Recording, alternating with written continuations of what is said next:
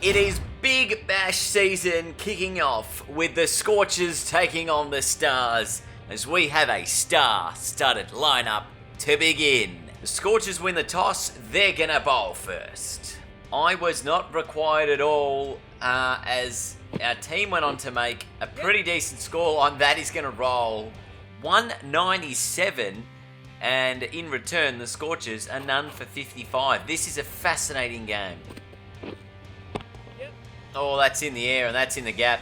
Weirdly strange boundaries around the offside there.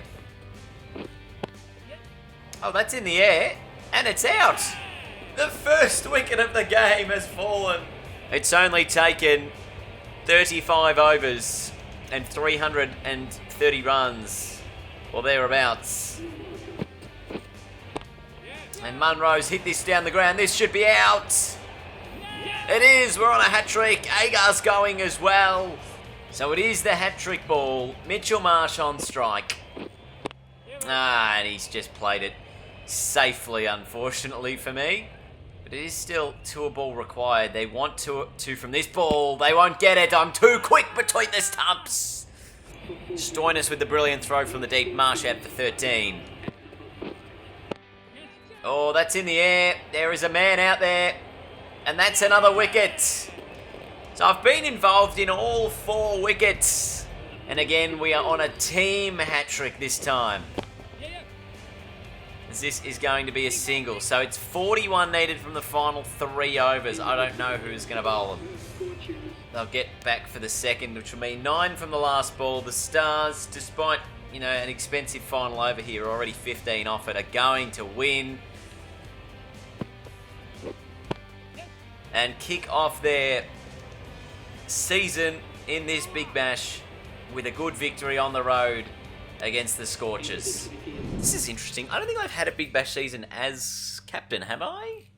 Maybe I have, but I feel like this is far more press conferences than normal. Big Bash is approaching fast. We've already had our first game. What? Why are these people so silly?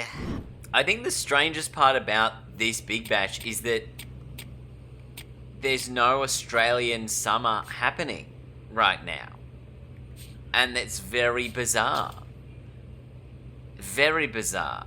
Won the toss, bowling first against the Hurricanes. They're 1 for 37. Oh, stump him. Oh, that's in the air. Oh, is it in the gap? No. Fielder does good enough to stop the boundary, not good enough to take the catch. This has been a great couple of overs from me with the ball. Like, I've bowled 15 deliveries, there's been a lot of dot balls. Another pretty good over, just the 4th from it, 1 for 67 after 10. So, I didn't get another over. The Hurricanes went on to make 181, Mac Wright made 118, and my 3 overs, none for 9. Probably should have got a 4th over. Probably should have bowled myself for a 4th over there. But it means that probably with the bat... Let's see if can I open the batting? No, I'll probably have to bat 3 or 4. Let's see how we go. Yes. Oh, first ball nicked and 4. So the run rate doesn't seem like it's going to be something that's too challenging. But obviously, given that we've put ourselves in much higher up the order, well, one position higher up the order, where our job is to try and whittle down that required rate as quickly as possible. Yes. Another edge, another boundary. They've sort of tried to put a little bit of cover in for that outside edge. There's almost a short third man to stop that from happening. Deep boundaries here at the G. And well ran there, Seb Gotch, to get the 2. That's a beautiful shot, and I think that is going to be 2. It is... I would have loved for it to be 4, but the over gets 16 from it, which is great from a Stars point of view. Former Melbourne Stars player, as we know. Comes in with the ball. That's reverse swept away for the single. Is it worth pushing the second? It is. Man in the deep. Really pathetic throw. There's no mid-off. So if you beat the bowler and you get it straight enough and you beat mid-on, it's 4. And that's into the gap. That'll probably be just the one. We want to. We're going to get to. Power surge available. Press up to activate. Ooh. I guess now that we are the captain, we can choose to activate the power surge at any point.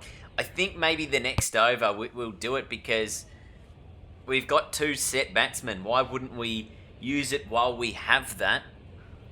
And then it makes our chase easier, should we hopefully not lose too many wickets during that power surge. This is the big shot though, and this could be a wicket. It is a wicket. Riley Meredith gets rid of Seb Gotch. Sandeep was the wicket taker. Meredith obviously the person taking the catch. So should we have used the power surge, and now do we not use it because we've lost the wicket? It's an interesting time of the game. It's 2 for 89.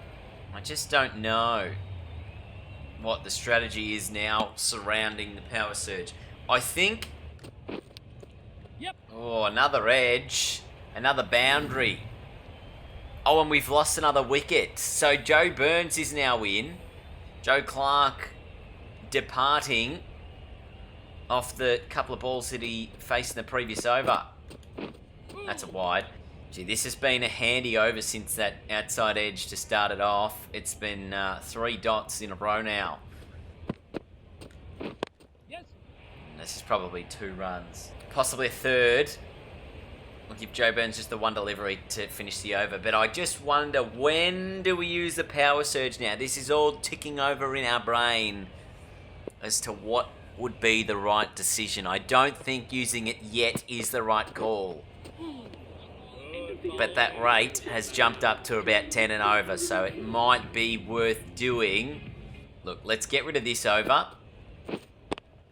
That way Sandeep's no longer out of the in the attack. This is his last over. He's been their best bowler. So let's get rid of Sandeep, and then we can maybe use it next over.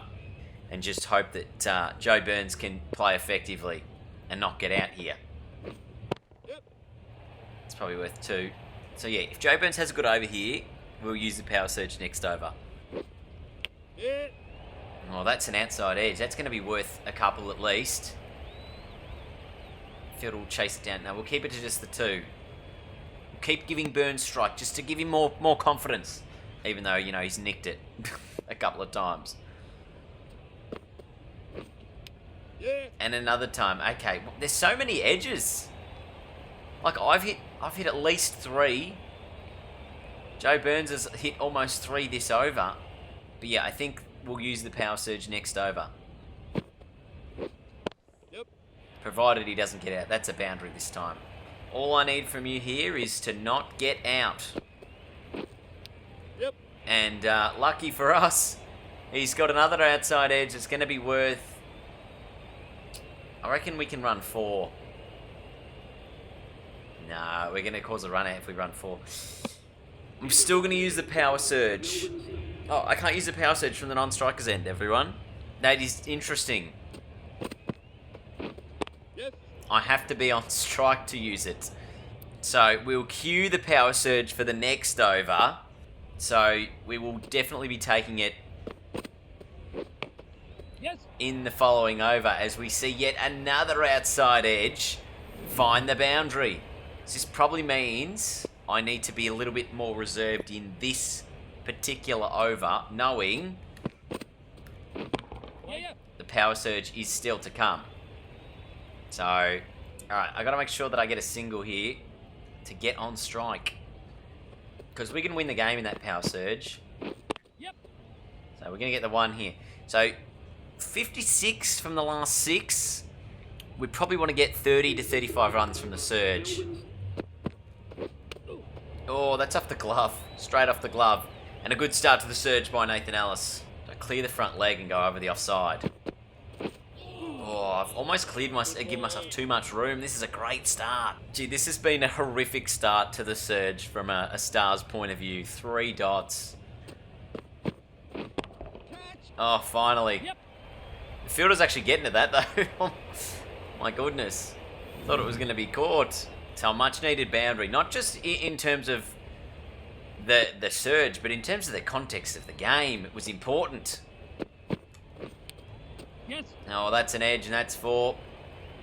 Keeper almost took it. And now there's gaps where on the leg side. Step across. And he's pulled it.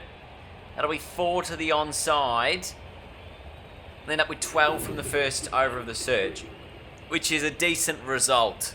So Scotty Boland's going to bowl the second surge over. Joe Burns, what have you got for us, mate? That's the great start. That's what we want. This is what the surge is for boundaries. We can get that rate down from 8 to about 5. So we wanted about 30 to 35 runs from the surge. We're already up to 16. 5 balls to come. There's another 4. That's up to... Oh, no, it's not. It's a single. There's a fielder down there. But that required rate now, it's 39 from 28. So Stars definitely are in the box seat. Oh, is it all the way? I think it's just 4. Didn't quite middle it. A little bit late. 50 partnership as well for the two of myself and Joe Burns. See the rover there. Beautiful shots. So Boland again. Getting the surge over down to what? 9. 9 from the second surge over. 12 and 9. Really? It didn't change the game too much. I thought it was going to put us in a far better spot than it has. But we still need 8.5 and over for the last 4. Oh, that's going to be a boundary, I think. That's an edge. Keeper's on the ground, so I'm going to scurry through for 1. Again, another great over here from the Canes. And we're really not quite getting them away. Burns wants 2. Keeper's end is going to be horribly dangerous for me, so we'll settle for the 1. Still 31 from 19. The Stars still in the box seat, but the Canes aren't doing their chances any harm with bowling this well. And that is in the air. That is just going to be... No, this will be 2. The keeper is that far away from the stumps. 29 from 17. Oh, that is a rocket. That might even beat that long on. Oh my goodness. That shot had so much power. Just the 2. I wonder when do I go in the air? Is now the right time? It's in the air. Should be probably 2 again. Or it might be 4. Depending on how it bounces. There's a misfield. It's a boundary. Ooh, that works. And it finds the boundary. So that's the 10 you need from the over. Anything from here is bonus. It's in the air. It should be out, actually. Oh, not an important time to get out. Or not a good time to get out. Scotty Boland with the wicket. Just miss-hit. Not getting it over the cover fielder. Mac Wright takes the catch. 4 for 163. And the finisher comes to the crease. Glenn Maxwell. As the Stars need 19 from 13. Can they do it? This is going to be worth it. Oh, the hesitation on the second run. Meredith to Maxwell. 17 from 12. Edged 4. This has been the story of the game, isn't it? That's in the gap. Probably just the 1. No, they want the second. It's going to be a run out. Nobody knows what happened because the cameraman got lost. Oh, jeez, it's hard to tell. Joe Burns out for 27. It's 5 for 170. Oh, who's got the highest average? Put Zampa in. So Maxwell and Zampa, 12 from 10. It's a really interesting predicament because the Stars have 5 bowlers to come in. And Maxwell's just given Zampa the strike with 3 balls in the over. Should easily get a single. I was going to say, could also get an edge to the boundary. 11 from 8. This is my fault, isn't it? Because I should be out there. Where's the ball? Oh, they want 2. They're going to get 2. Oh, he's chopped it on, Zampa. So the Stars will need 9 from the last over. Glenn Maxwell will be on strike. Nathan Ellis to bowl the final over. The Stars need 9. Glenn Maxwell is going to be the key. So he needs as much strike as possible. That's 2 from the first ball. Oh, it's a dot. 7 from 4. He's almost got to risk the 6 to risk losing the game to win it. It's along the ground. Again, it's probably just going to be the 2. 5 from 3. It's along the ground again. That'll be 2 more. In fact, it will be a boundary. No. Saved in the deep. They're going to get 3, which will put Hatcher on strike. They need 2 from 2. That is a dot.